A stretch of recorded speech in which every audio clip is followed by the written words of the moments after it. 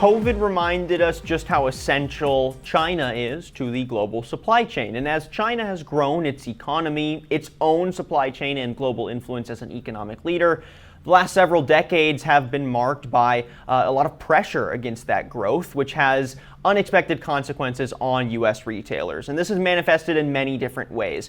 Everything from technology bans on critical smartphone chips and digital apps to high-profile trade wars and tariffs to investments in supply chain independence. So I'm curious what the dynamics are going to look for here moving forward. Any thoughts from all of you on that China-U.S. sort of geopolitical dynamic and whether or not these dynamics or regulations are going to have a major impact on the global retail supply chain moving forward? Why or why not? Who wants to jump in on this one first? Generally, there is a post-COVID move to what I termed the term economic nationalism.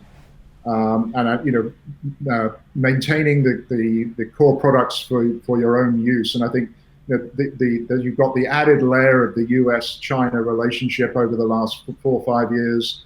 We're seeing challenges. I saw a story recently where H&M were under fire for infringing some cotton issue with the Chinese market.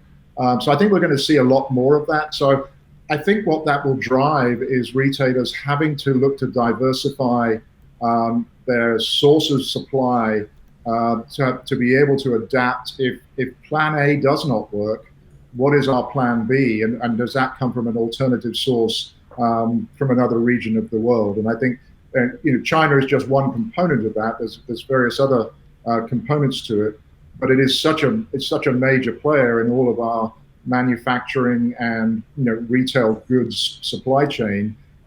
Any deterioration or restriction by China will have an enormous impact on retail.